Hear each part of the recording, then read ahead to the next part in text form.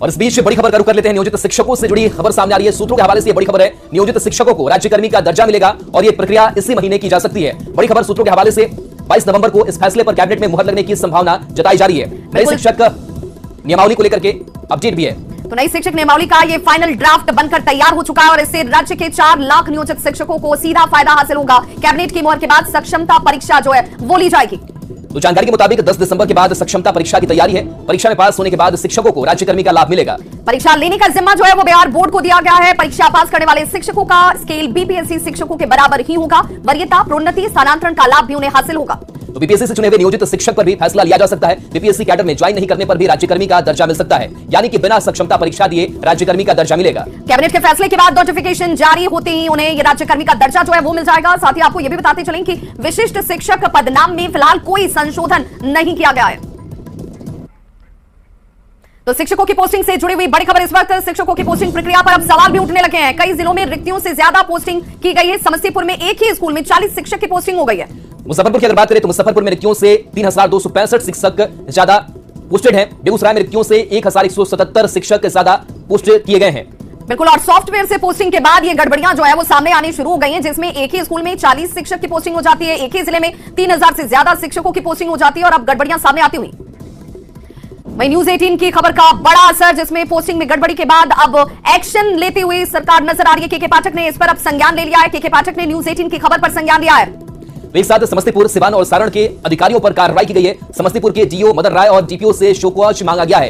एक ही स्कूल में 41 शिक्षकों की पोस्टिंग को लेकर के कार्रवाई हुई है। बिल्कुल, और अब हमारे साथ सहयोगी रजनीश इस वक्त ज्यादा जानकारी के साथ जुड़ गए हैं। रजनीश, न्यूज 18 की खबर का असर ये, जहां पर एसीएस केके पाठक की तरफ से ऐसे अधिकारियों पर कार्रवाई शुरू हो गई है जिनकी वजह से इस वक्त ये किरकिरी हो रही है।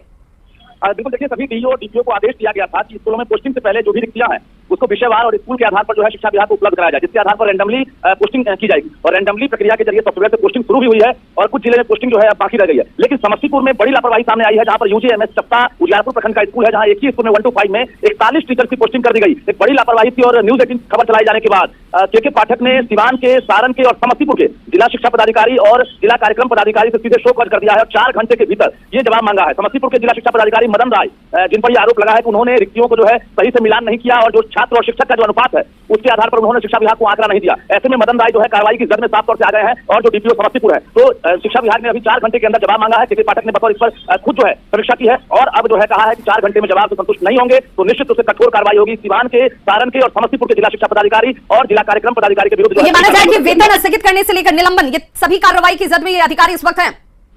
बिल्कुल बड़ी लापरवाही है, बड़ी चूक है, क्योंकि सवाल उठने लगा है जो सॉफ्टवेयर है और रैंडमली जो पोस्टिंग की बात है। केके पाठक ने कहा था किसी प्रकार का आरोप नहीं लगे, इसलिए ऐसा सॉफ्टवेयर जो है डेवलप किया जाए और पोस्टिंग कराया जाए। लेकिन ऐसे अधिकारियों की वजह से विभाग के जो रवैये हैं उस पर सवाल उठा है, साथ पर पट्टा लगा है। ऐसे में शाम तक बड़ी कार्रवाई का जो है इशारा किया गया है। अगर शोकॉज का जवाब नहीं मिलता है सही से तो अधिकारियों पर जो है कार्रवाई होगी, निलंबन भी हो सकता है। बहुत बहुत शुक्रिया रजनीश इस जानकारी के लिए। तो समस्तीपुर, सिवान और सारण के अधिकारियों से शोकॉज इस वक्त और 4 घंटे के अंदर जवाब तलब किया गया है एसीएस केके पाठक की तरफ से। और इस बीच बड़ी खबर नियोजित शिक्षकों से जुड़ी हुई है। सूत्रों के हवाले से खबर है, नियोजित शिक्षकों को राज्यकर्मी का दर्जा मिलेगा और यह प्रक्रिया इसी महीने में की जा सकती है। बिल्कुल, तो बड़ी खबर इस वक्त सूत्रों के हवाले से 22 नवंबर को इस फैसले पर कैबिनेट में मुहर लगने की संभावना जाहिर की जा रही है। नई शिक्षक नियमावली का फाइनल ड्राफ्ट भी बनकर तैयार कर दिया गया है। इससे राज्य के 4 लाख नियोजित शिक्षकों को फायदा पहुंचेगा। कैबिनेट की मुहर के बाद सक्षमता परीक्षा होगी। तो जानकारी के मुताबिक 10 दिसंबर के बाद सक्षमता परीक्षा की तैयारी है और परीक्षा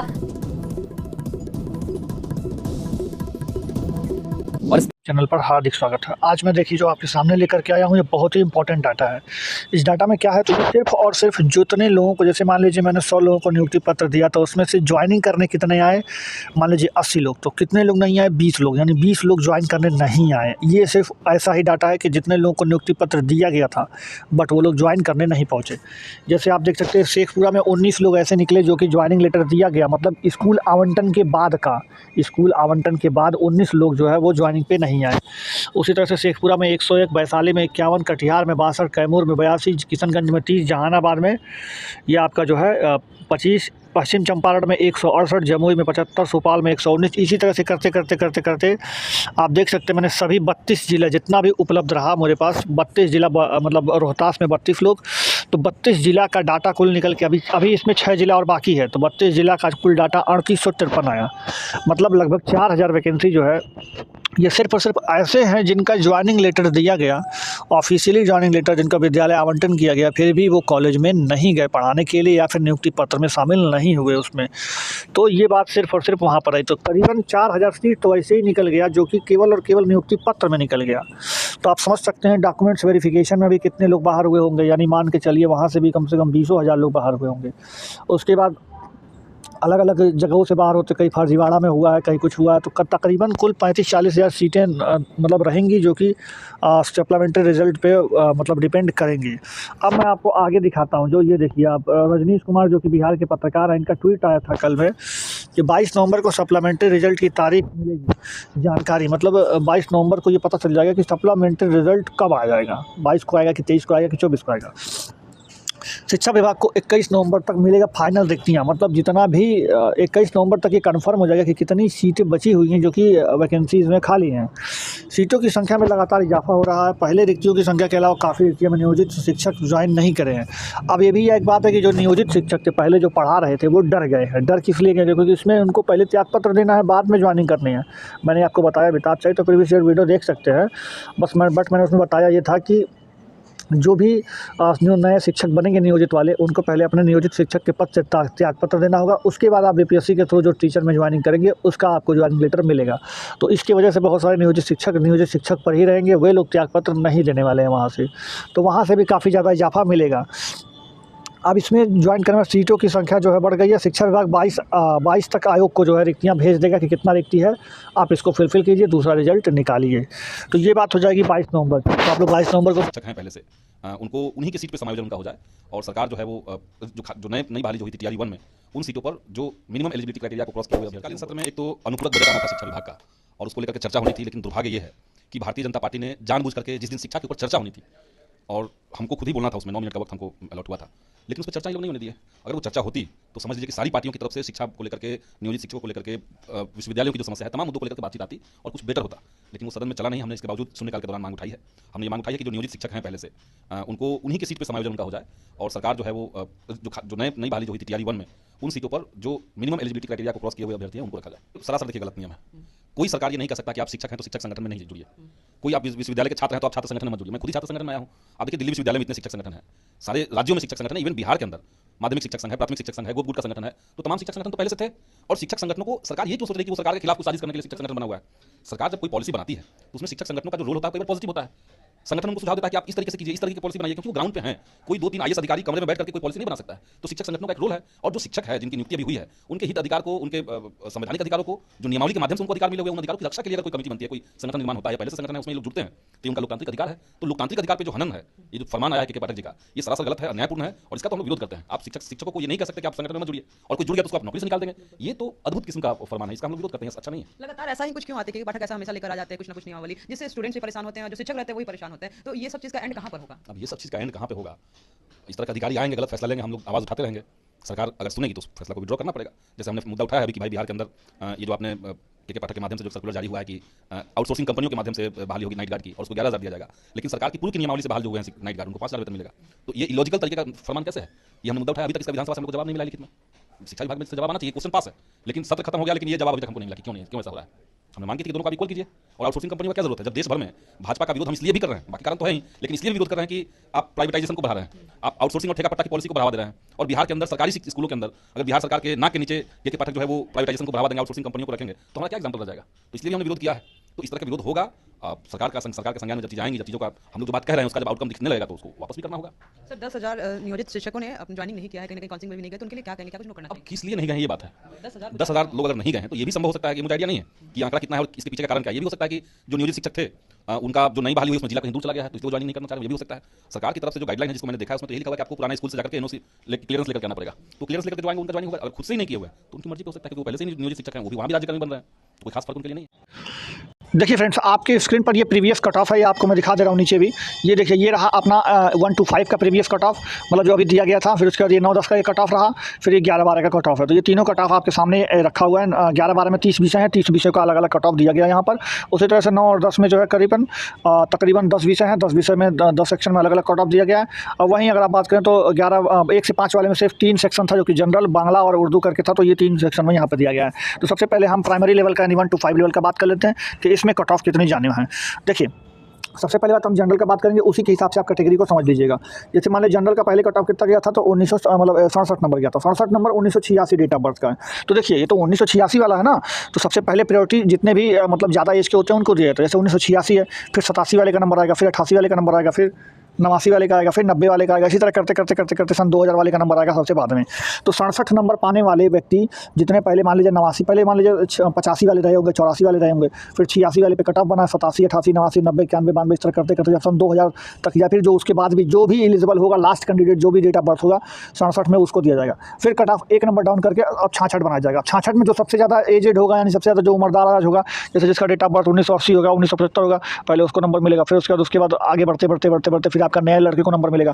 फिर उसके 65 नंबर कट ऑफ बना दिया जाएगा। फिर इसी तरह से करते करते कट ऑफ धीरे धीरे नीचे की जाएगा और डेट ऑफ बर्थ के अकॉर्डिंग उनका सिलेक्शन करते हैं। ये सिलसिला है, प्रोसेस है कि कैसे आपका मेरिट लिस्ट डाउन होता है। अब मैं आपको बताता हूँ कि ओवरऑल होगा कितना। जैसे अगर मैं मान के चलूँ कि 67, मान लीजिए 67 नंबर पाने वाले तकरीबन कम से कम 150 से 200 लोग ऐसे ज़रूर होंगे कि जो 67 नंबर पाए होंगे और उनका डेट ऑफ बर्थ जो है अकॉर्डिंगली मतलब इधर उधर वेरी कर रहा होगा। लेकिन 67 नंबर 150 लोग ऐसे पाए होंगे जनरल में ही कि जिनका अलग अलग डेट ऑफ बर्थ होगा, तो वो अलग अलग ज्वाइनिंग लिए होंगे, अलग अलग सिलेक्शन उनका हुआ होगा। तो ये चीज़ हो गया। तो जो 150 नंबर वाला बात यही चल रहा है, तो मतलब 150 लोग जो है करीब करीब जो है ऐसे मिल जाएंगे आपको जो एक ही डेट ऑफ बर्थ पर होंगे। तो उसी तरह से अगर आप एक एक नंबर छोड़ते जाएँ तो 150 लोग आपको मिलते जाएंगे। तो उसी हिसाब से देखा जाए तो कम से कम यहाँ पर कम से कम 7 से 8 नंबर तक का भी गिराव देखने को मिल सकता है। अब अकॉर्डिंग टू BPSC देखिए कितनी सीटें बचती हैं, लेकिन मैं आपको बता रहा हूँ कि 7 से 8 नंबर तक, यानी 60 नंबर भी आपका प्लस में है, यानी 60 नंबर से ज़्यादा अगर आपका मिल रहा है तो आप मान के चलिए कि आपको कुछ ना कुछ तो इसमें होने की संभावना बनी रहेगी। बाकी क्या होता है कि तो बात ऑफिशियली है, बट 60 नंबर पर भी मैं कहूँगा कि आप उम्मीद बनाए रखिएगा। 60 से नीचे होगा तब उम्मीद मत बनाइएगा, लेकिन 60 तक अगर आपका होगा तो आप उम्मीद जरूर रखिएगा। फिर उसके बाद उर्दू में अगर बात करें हम, तो यहाँ पर आपको अगर मान लीजिए 54 दिया तो 48 के अगर मान लीजिए आप अरक फ़र्क में होंगे तो भी आपका नंबर आ सकता है। वहीं जो 62 नंबर बना हुआ है, ये 62 नंबर वाले जो है ये अगर मान लीजिए आपका 55-56 नंबर तक भी पा जाते हैं तो इनका भी संभावना बना रहता है। उसी हिसाब से आप अलग अलग कैटेगरी में, जैसे फीमेल होंगी तो फीमेल 50 नंबर के अप्रॉक्स, वैसे EWS वाले जो होंगे तो इसमें भी 50 नंबर के, EWS फीमेल होंगी तो इसमें 40-45 नंबर तक। इसी तरह से करते करते हर कैटेगरी में आपको 4-5 नंबर 6 नंबर तक आप कम करके देख सकते हैं। अगर आपका उसके अंदर में आ रहा है 5-6 नंबर के अंदर में, तो आपका संभावना बना हुआ है कि आप होगा। लेकिन एक चीज़ और, जो ये 39 नंबर पे कट ऑफ बना है, जो ये 39 नंबर पे बना है और जो ये 39 नंबर बना है, जहाँ भी कट ऑफ में 39 नंबर पे बना है, ये मिनिमम कट ऑफ है, इसके नीचे नहीं जा सकता। क्योंकि ये अब इसके नीचे लाने के लिए क्या करना होगा कि उनको अपना जो जैसे जो 40% निर्धारित किए थे, जो 35% निर्धारित किए थे, उसको भी कम करना पड़ेगा। तो वो संभावना कम है थोड़ी, लेकिन अगर करना चाहें तो कर भी सकते हो। तो 39 नंबर से नीचे कट ऑफ शायद नहीं जाएगा, लेकिन अगर जा भी सकता है, अगर BPSC चाहे तो छूट दे दे, और छूट दे करके जो है उसको नीचे गिरा करके मेरिट लिस्ट में, क्योंकि सीटें तो बहुत ज़्यादा बची हुई हैं। अभी तो 62, अभी तो मतलब 70,000 करीब सीटें थी, जिसमें से 62,000 पे ही खाली रिजल्ट आया, यानी तकरीबन अभी 8-9 हज़ार पे तो रिजल्ट भी नहीं आया है। उतनी सीटें तो वैकेंट है। उसके बाद अभी सप्लीमेंट्री रिजल्ट, फिर सेकंड में बहुत सीटें बची हुई हैं। आप चाहें तो उस पर कर सकते हैं, बाकी अगर करना चाहें तो। अब आते हैं हम 9-10 पे। तो जो 9-10 वाले हैं इनमें देखेंगे तो अलग अलग सेक्शंस हैं। मैंने आपको जो भी समझाया कि कैसे कट ऑफ बनता है, कि जब पहले डेट ऑफ बर्थ पहले देखा जाता है मार्क्स, मान लीजिए 55 नंबर पे कट ऑफ बना, तो 55 नंबर वाले में जो कट ऑफ बना है वो 1976 डेट ऑफ बर्थ है, यानी जो 55 नंबर पाया 1976 डेट ऑफ बर्थ। अभी 1977, 78, 79, 80 करके जो 56 नंबर पाने वाले जो हैं, हिंदी में जो 55 नंबर पाने वाले जनरल स्टूडेंट 1976 तक का कट ऑफ बना है। तो अब जो उनसे यंग ये लोग हैं 55 नंबर पाने वाले ही, जो उनसे कम उम्र के हैं, जैसे जिनका डेट ऑफ बर्थ 77, 78, 79, 80 या फिर 90, 91, 92 इस तरह का होगा, या 97, 2000 होगा, तो वे लोग अब नौकरी पाने के लिए मतलब उनका भी नंबर आएगा। फिर उसके बाद जो 55 नंबर पर उसका 54 आएगा, फिर 53 आएगा, फिर 52 आएगा। इसी तरह से अलग अलग डेट ऑफ बर्थ अलग अलग कैटेगरी में बढ़ते जाएगा। तो अगर आपका इसमें 4-5 नंबर कम है तो भी आपको सीट मिलेगा। क्यों? प्राइमरी में तो थोड़ा मतलब एक तरह से बवाल भी है। प्राइमरी में तो एक बात कहें कि ज़्यादा भीड़ भी है। 9, 10, 11, 12 में तो कोई भीड़ नहीं है, कोई समस्या नहीं। बहुत जगह तो कट ऑफ एकदम मिनिमम बना के रखे हैं ये लोग, क्योंकि बच्चे ही नहीं मिले हैं। तो बच्चे ही नहीं मिले तो क्या करेंगे भाई, मिनिमम कट ऑफ लगाओ।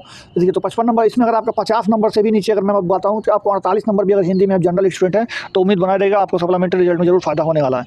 उसी तरह से करके उर्दू, संस्कृत, हर जगह पर आपका जो भी कट ऑफ होगा, यहाँ पर चाहे यहाँ पर चाहे यहाँ पर चाहे यहाँ पर कहीं भी होगा, तो आप अपना कम से कम 5 से 7 नंबर घटा करके आप अपना रख सकते हैं, और आपका ये सेफ स्कोर होगा कि उसके बाद आपका नंबर आ जाएगा। वहीं 11-12 में कहें तो 9-10 से भी कम भीड़ तो 11-12 में आप देखिए तो खुद ही यहाँ पे हिंदी का कट ऑफ देखिए आप तो 39 नंबर, जो कि मिनिमम कट ऑफ है, उतना बना के रखे हैं ये लोग। अब इससे नीचे लाएंगे तभी तो सीट बढ़ेगी। सीट इसमें बहुत ज़्यादा खाली है, 34,000 सीट तो ऐसे ही खाली है।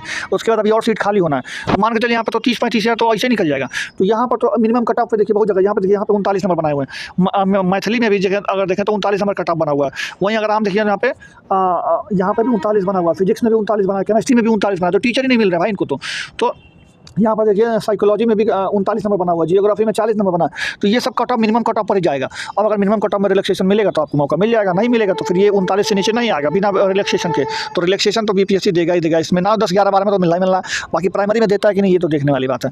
तो चलिए अब ये जो है मैंने आपको कट ऑफ बता दिया कि अगर आपका जो कट ऑफ बना है उससे अगर 5-7 नंबर कम है तो आप अपना उम्मीद बनाए रखिएगा, उससे ज़्यादा कम है तो मत उम्मीद रखिएगा। लेकिन अगर 5-7 नंबर तक कम है तो आप उम्मीद रख सकते हैं, सप्लीमेंट्री रिजल्ट में आपका आने का चांस बना रहेगा। तो ये रही बात पूरी, मैंने आपको समझा दी। बाकी आप लोग वीडियो आगे कंटिन्यू कर सकते हैं और वीडियो को लाइक करेगा, चैनल को सब्सक्राइब करेगा, क्योंकि बहुत मेहनत लगता है सब चीज़ों को सोचने में, बनाने में और करने में।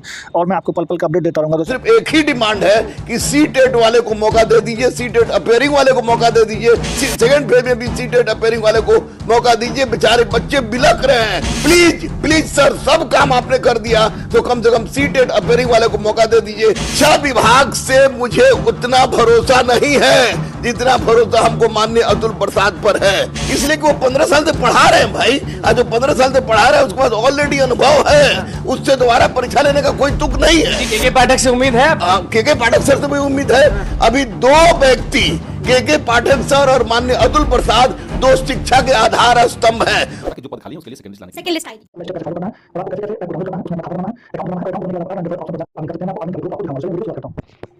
मैंने अपने डिस्क्रिप्शन में आपको लिंक दिया है, देखिए ये डिस्क्रिप्शन में लिंक दिया, आप उस पर क्लिक करेंगे तो इसका डाउनलोड हो जाएगा। डाउनलोड में आपको नीचे जो है साइन अप वाला अकाउंट है, उसमें आप क्लिक करेंगे, अपना मोबाइल नंबर डालिएगा, यहाँ पर रेफर कोड क्वेश्चन पड़ेगा जरूर डालिएगा, क्योंकि ये रेफर कोड इस्तेमाल करेंगे तभी आपको ओपन होगा एक्टिव। फिर उसके बाद करने के बाद आगे बढ़ाइएगा, फिर यहाँ पर मोबाइल वेरीफाई करेगा प्रोजेक्ट में, वेरीफाई करने के बाद आगे बढ़ाइएगा, यहाँ पर डिटेल नाम रखिएगा और आप जो रेफर कोड आगे वाला जो क्वेश्चन पड़ेगा आगे बढ़ाइएगा। फिर आपको ये जीमेल आईडी कोई चुन लीजिएगा, फिर यहाँ से करके आगे बढ़ाइएगा, यहाँ पर क्लिक करके लीजिएगा, फिर आगे बढ़ाइएगा, फिर आपको अपना पैन कार्ड नंबर लिखना है, फिर उसके बाद नाम लिखना है, फिर आपको सबमिट करना है। आपका नाम आ रहा होगा, आपको सही होगा तो सबमिट करके आगे बढ़ाइएगा। तो आप जो है जब इसे सबमिट करके आगे बढ़ेंगे तो आपको इस तरीके से खुलेगा, आप यहाँ पर क्लिक करके आगे बढ़ाइएगा। फिर यहाँ पर आधार कार्ड नंबर डालना है, आपको आधार कार्ड नंबर डालना है, उसके बाद आपको यहाँ पर आगे बढ़ना है। फिर आपके आधार कार्ड नंबर पर जो रजिस्टर मोबाइल नंबर पर ओटीपी जाएगा, उस ओटीपी को आप यहाँ पर फिल करना है, जैसे ओटीपी आएगा और इस ओटीपी को फिल कर दिया। ओटीपी करने के बाद आपको यहाँ पर आप जो यहाँ पर डिजिटल का पासवर्ड और कल डालना है और नहीं पासवर्ड कर लेना। फिर यहाँ से आपको लॉग करके आगे बढ़ना है, फिर आपको डिजिटल का आएगा, फिर आपको अप्रूव हो गया, फिर आपको अपना अकाउंट बैंक अकाउंट आपको लिंक करना पड़ता है। यहाँ पे पैसा नहीं करेंगे, सिर्फ लिंक करना है, बाद में इसको इंस्टॉल कर देगा आप मान लीजिए अपना। फिर यहाँ पे अपना बैंक चुन करके आपको आगे बढ़ना है, कौन सा बैंक खाता है, फिर यहाँ पे अपना अकाउंट नंबर डाल दीजिएगा और अपना कोड डाल के लिंक बैंक अकाउंट करके आगे बढ़ेगा। फिर वहाँ से आपको अपनी सेल्फी, आपको अपना एक फोटो खींचना है, सेल्फी कुछ तरीके से, फिर आप सेल्फी करके आपको सिग्नेचर करके आएगा, सिग्नेचर करके आपको जैसे आइकन पर यहाँ पर लीजिएगा, तो स्क्रीन पर यहाँ करके आप इस तरह से आप अपलोड कर सकते हैं और स्क्रीन पर लिख सकते हैं। तो जब आपने जहाँ पर सिग्नेचर करके अपना अपलोड कर दिया, अपना सिग्नेचर करके आगे बढ़ेगा। फिर उसके बाद यहाँ पर आपको जो है इस तरह से कुछ एनुअल इनकम बनाना होगा, आप जीरो कर दीजिएगा। फिर यहाँ पे जो भी आप करते हो सेल्फ एम्प्लॉयड हो, स्टूडेंट हो, स्टूडेंट जो भी आप बोलिएगा उसके आगे से नेक्स्ट कर दीजिएगा। फिर नेक्स्ट करने के बाद आप जो है आगे बढ़ेगा, फिर यहाँ पर मेल चुन लीजिएगा, यहाँ पे मेल जो मिलेगा, यहाँ पे मंथली फंड चाहिए, रिकॉर्ड चाहिए, फिर उसके बाद अकाउंट कुछ तरीके से आप यहाँ आइकन फॉर्म वो क्लिक करके आइकन फॉर्म पर यहाँ पे आधार कार्ड नंबर लिख के वेरीफाई करना होगा। आधार कार्ड फिर से ओटीपी आएगा, ओटीपी आने के बाद आपका अकाउंट खुल जाएगा कुछ तरीके से। आप इसमें अपना